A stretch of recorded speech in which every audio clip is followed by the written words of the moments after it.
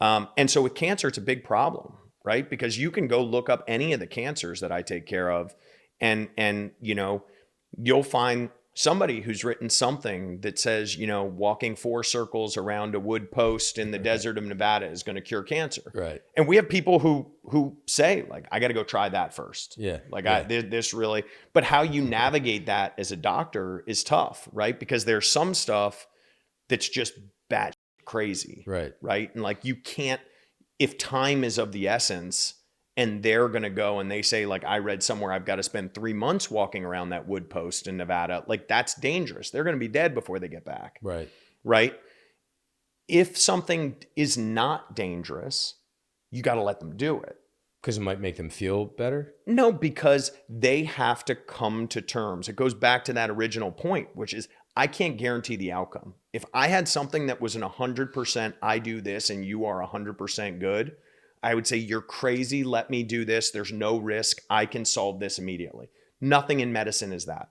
So if it's not that, I got to let them not, if they need to do something, that's important to them. So there's that kind of, those categories, which is, take data, take something that they've found that they just want to do because it's important to them. As long as it doesn't hurt them, you got to let them do that.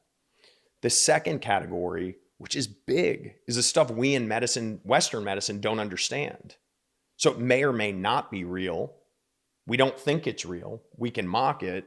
There's no data saying it's real, but it's also possible that it has some benefit, right? And so we see this a lot with like Eastern medicine, traditional medicines, turmeric. I see a lot of, we get a lot of patients who come in, especially ones from Indian descent.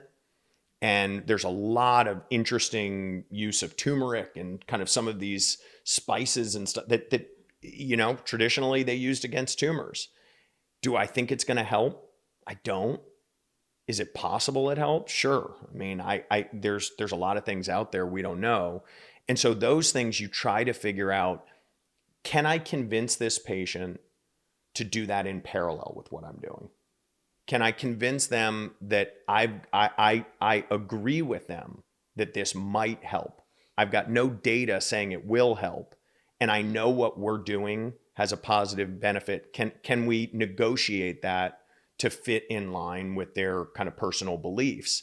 And sometimes you get people who say, I got to go try the turmeric thing first, and every once in a while we see it work.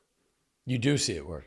Every once in a while you see one of these crazy things and you just don't know. And I think one of the things we're learning in all of this stuff around healthcare is that, the old model of cancer gets hit with surgery, chemotherapy, and radiation. Like, we know that works some of the time, most of the time, depending on the tumor, but a lot of times it doesn't. We now have this, the field in cancer is immunotherapy, is trying to get the immune system to tackle these cancers. And we know that people's immune systems are different. And we know that everything you do, what you had in your coffee, does impact the immune system.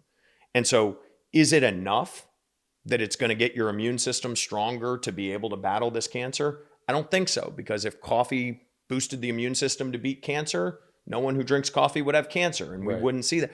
But certainly might be beneficial, and we don't know. And acting like we do have all of those answers,